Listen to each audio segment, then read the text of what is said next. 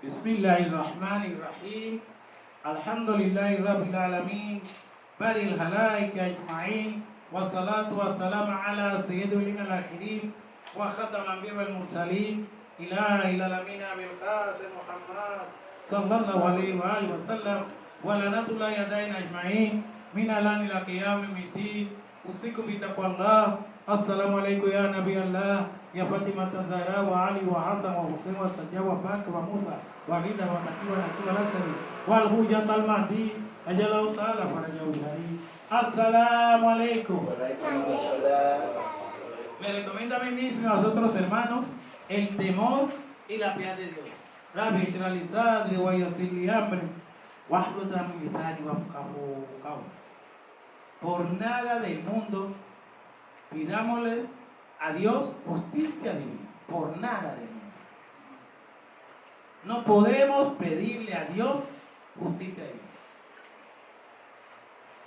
Esto es muy importante, demasiadamente importante. ¿Por qué? Porque algunos musulmanes, algunos, no todos,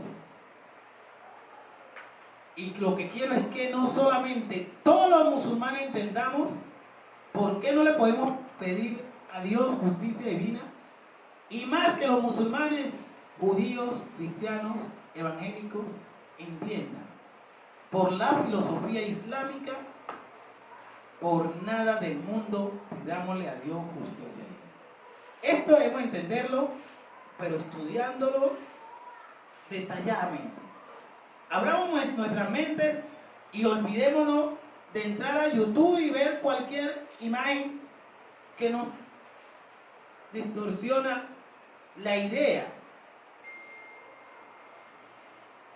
La justicia divina forma parte de los atributos de perfección. Primero, antes de hablar de la justicia divina, vamos a entender frente a Dios por qué Dios es justo. Porque ese es el problema que tenemos. Le damos atributos a Dios y después no sabemos explicar por qué tiene Dios ese atributo. Cuando Dios decimos que Dios es sapientísimo total. Y cuando decimos que Dios es justo, si no sabemos realmente qué significa justo, la justicia, la equidad, entonces lo colocamos a nuestra imagen y semejanza del hombre y ponemos a Dios frente a la justicia no divina, sino frente a la justicia de los seres humanos. Y ahí es el problema. Si a Dios lo colocáramos en la verdadera justicia que se merece, uno diría, ay Dios mío, son atributos solo de Dios. La totalidad de los musulmanes creen en la justicia de Dios. La totalidad, algunos no. Glorificado sea, y la justicia forma parte de los atributos de la perfección. ¿Qué es ser perfecto? ¿Qué es ser perfecto? Si yo le dijera a ustedes que el ser humano frente a Dios no puede ser perfecto, pero como seres humanos sí somos perfectos cuando decimos que tenemos dos ojos y podemos ver con dos ojos. Eso es una perfección humana, pero no una perfección de Dios. Imagínense si Dios tuviese dos ojos. ¿Cómo sería Dios? ¿Sería perfecto? No. Porque cuando yo tengo dos ojos, como ser humano soy perfecto, miro. Pero no puedo ver atrás. En un momento veo al frente, pero para ver atrás tengo que voltear. Y estos ojos míos como ser humano, ¿qué tal? Son tan limitados que hasta tengo que poner una persona que me estudie mis ojos y que me cure mis ojos. Y que un oftalmólogo que mire qué va a suceder, o una persona especializada que me tenga que poner esta gafa. Pero si le colocamos dos ojos a Dios, sería imperfecto. No es perfecto. Dios, ¿cómo va a tener ojo? Si tiene un ojo como un ser humano, entonces sería limitado. No vería todo y yo me burlaría de él. Él está viendo hasta ahí, ve. Lo limitamos. Por eso no podemos ponerle a Dios ojo, que es una perfección humana, pero no una perfección divina. Inna Allah la ya'lamu Inna Allah la yadlam mithqala darrati. Inna Allah la yadlam mithqala darra. Ciertamente que Dios no oprime ni en la medida de un átomo. No oprime Dios. Y en otra dice, Inna Allah la yadlimu an-nasa shay'an. Inna Allah la yadlimu an-nasa shay'an. Ciertamente que Dios no oprime a la gente en absoluto. ¿Por qué estoy diciendo estas cosas? ¿Por qué? Porque algunos sí creen que Dios de una forma oprime. Y si Dios cree que Dios oprime, a veces por ignorancia que creen eso, entonces cuando vamos a hablar de la justicia divina, fallamos. Inna Allah la yadlimu an-nasa shay'an.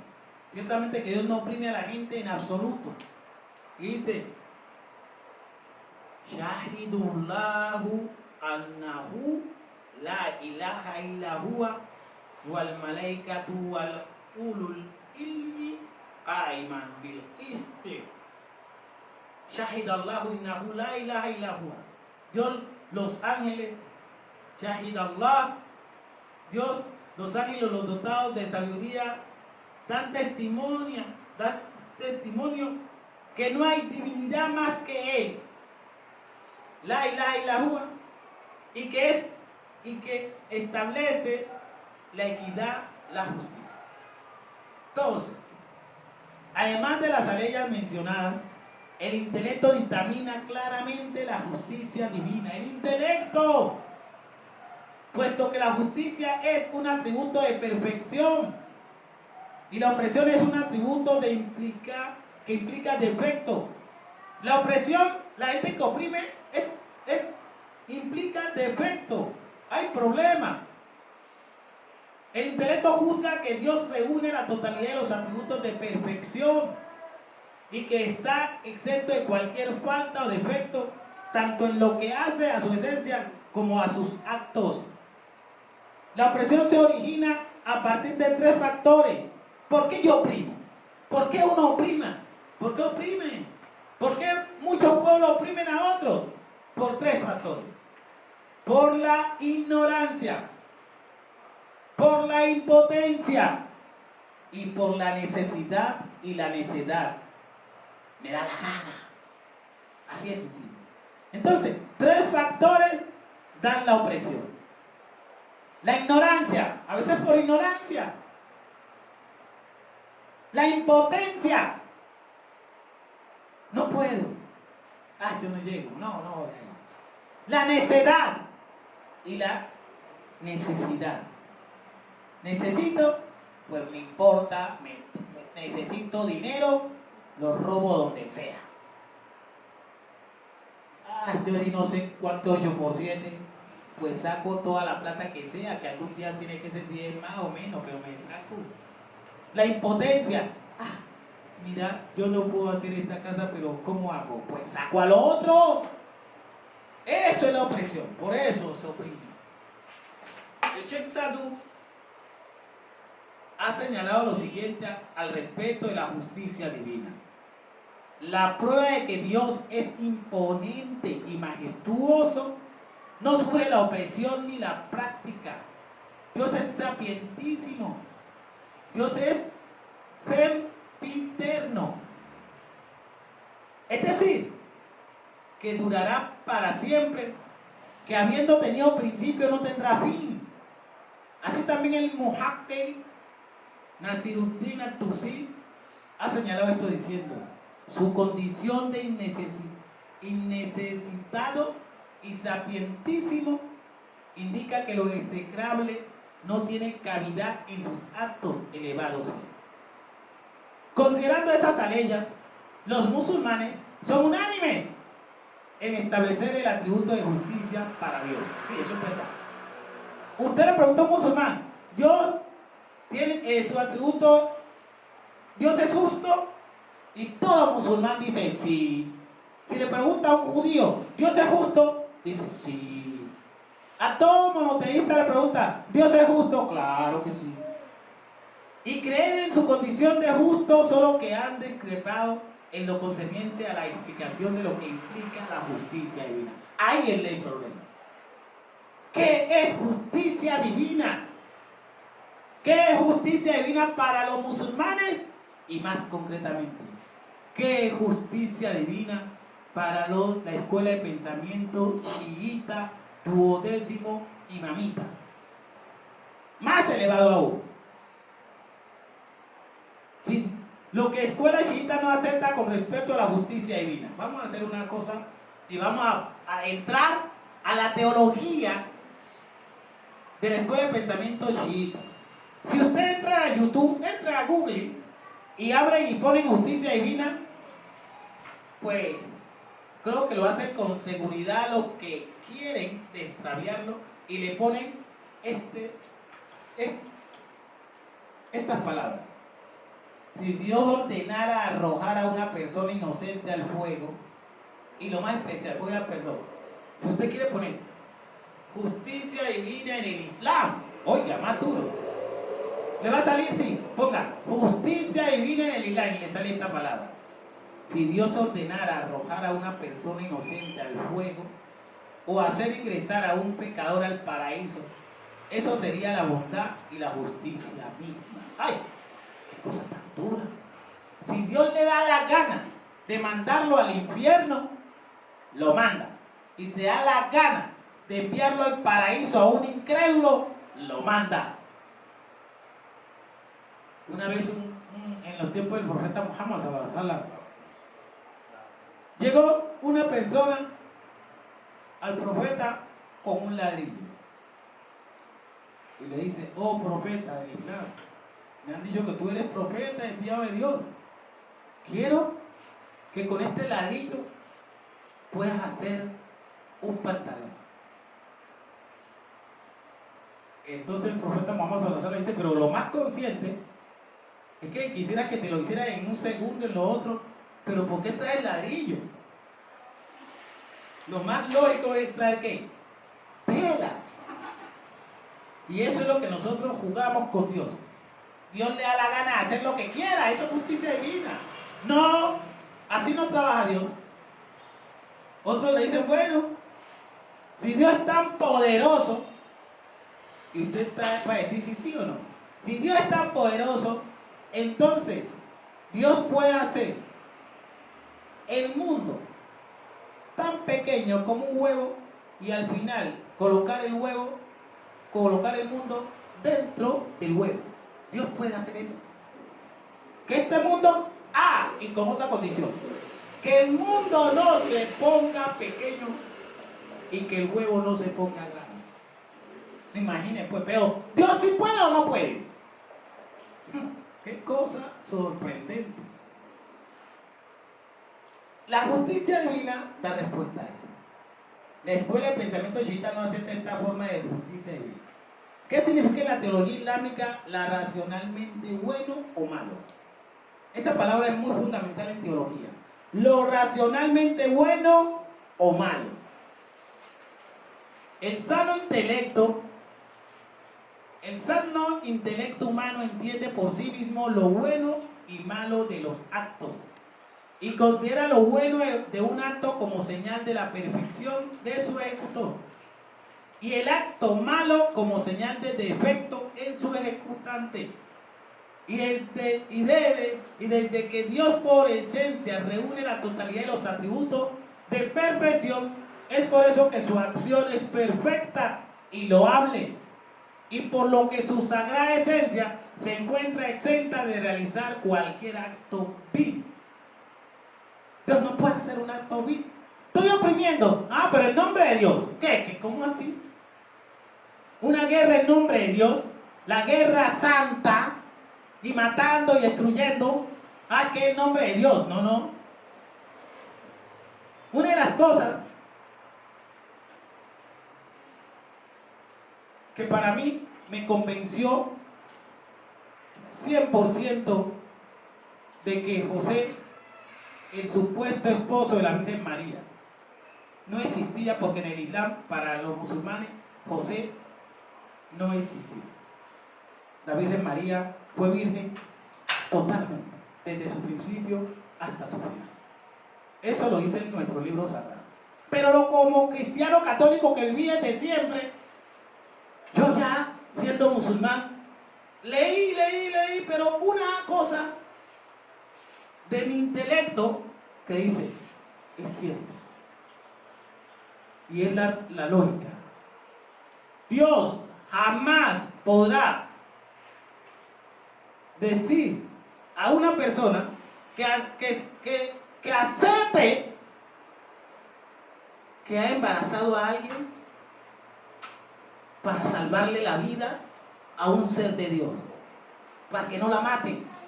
Eso no es justicia divina. Eso no es justicia divina. En estos días está escuchando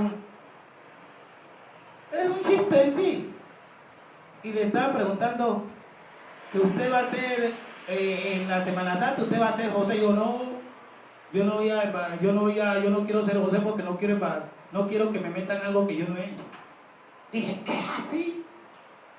Dios en su máximo poder tiene que hacer lo que es lógico. ¿Por qué tiene que encontrar a alguien, hombre, para salvarle la vida ahí, hombre? ¿Qué es eso? Y José tiene que decir una mentira por salvar la vida de alguien que es de Dios. Es adecuado mencionar aquí que el intelecto nunca emite un juicio respecto de Dios. Y no dice que Dios debe ser justo.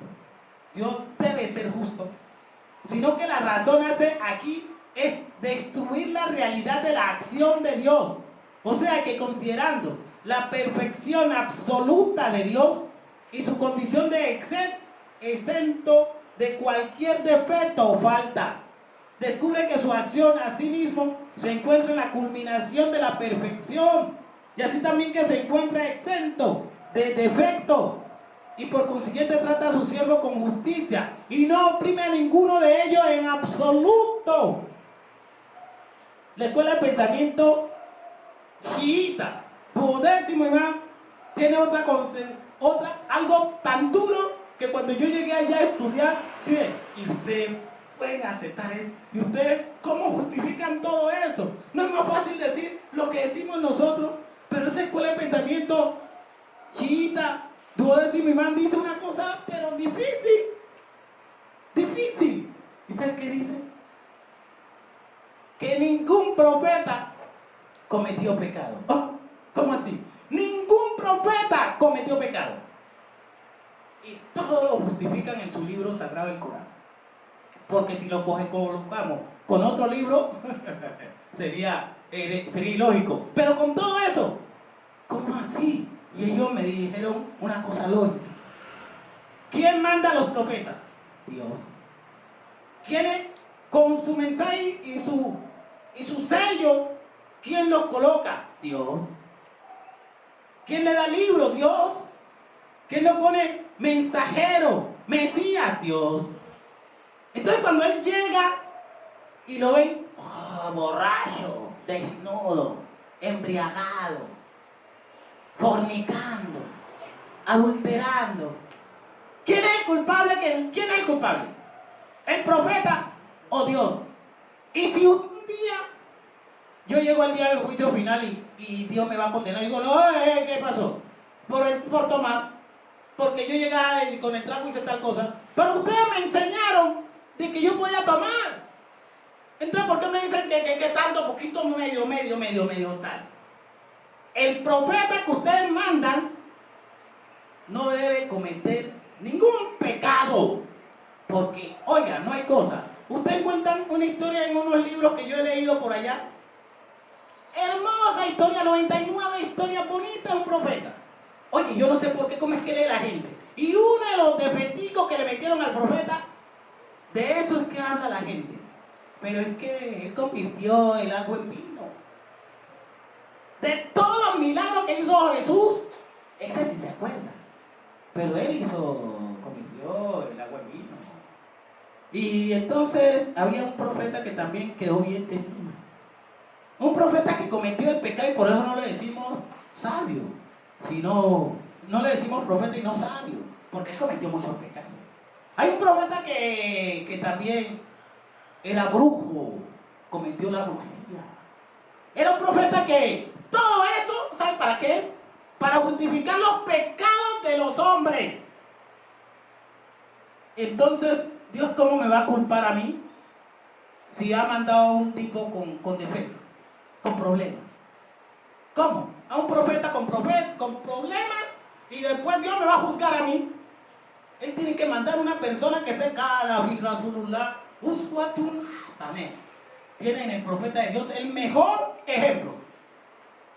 Uno me preguntó, pero si Jesús, un gran amigo evangélico, pero si Jesús, pero si el día Munir, tú eres persona buena, pero el día que cuando te digan, ¿por qué no me seguiste? Que yo soy la luz, la vida. Y tú no me aceptaste como la sangre, en todo el amor, que soy el Hijo, soy el Dios mismo. ¿Y tú qué le dirás a Dios? Yo le diré, tú no me vas a mandar al infierno por eso. Porque usted mismo me enseñó, y a través de Él me enseñó, que Dios uno es. Que Dios uno es. Y que Él me enseñó a decir, Padre nuestro que estás en los cielos, santificado sea tu nombre. Venga a nosotros tu reino, hágase tu voluntad, así en la tierra como en el cielo. Dios sobre todas las cosas. Entonces, yo digo, Él me lo enseñó. Y me dice, ¿y por qué si sabías? ¿Y por qué no aceptaste otra religión? No, pero si estando Jesús nos enseñó que cuando le dijeron que estaba con otro grupo, él dijo, el que no está contra mí es de los míos. Déjenlo tranquilo. ¿Por qué me obliga a que yo sea de los suyos? Si el mismo Jesús enseñó le dijo a usted que él puede ser, si no está contra mí, es de los míos. Es adecuado mencionar aquí que el intelecto nunca emite un juicio respecto de Dios. Y no dice que Dios debe ser justo, sino que la razón hace aquí es destruir la realidad de la acción de Dios. O sea que considerando la perfección absoluta de Dios y su condición de exento de cualquier defecto o falta, descubre que sus acciones así mismo se encuentran en la culminación de la perfección y así también que se encuentra exento de defecto. Y por consiguiente trata a su siervo con justicia y no oprime a ninguno de ellos en absoluto. Esto es lo que en la teología islámica se ha denominado como la cuestión de lo racionalmente bueno o malo. Aquellos que sostienen ellos son llamados al adliyá, los partidarios de la justicia divina, adli y justicia, adliyá, en cuya vanguardia se encuentra la escuela de pensamiento chiita y mamita, duodécimo imán, que si Dios quiere puede mandar a quien sea al infierno porque le da la gana.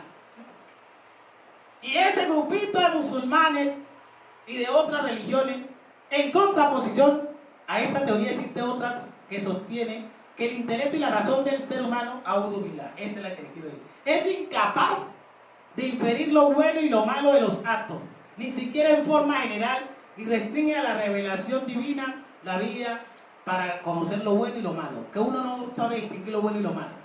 Un bebé no sabe distinguir lo bueno y lo malo.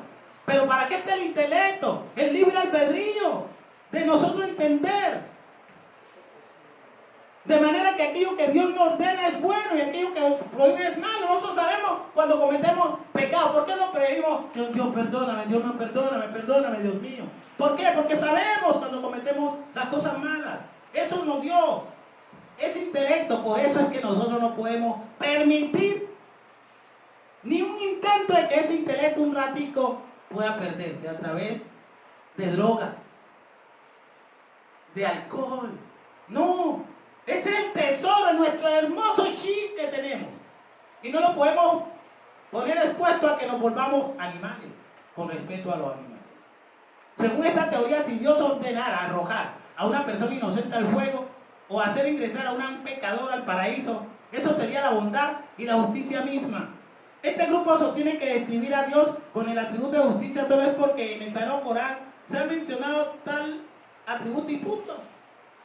Conforme a muchas leyes coránicas se desprende que el intelecto humano es capaz de inferir lo bueno o lo malo de algunos actos.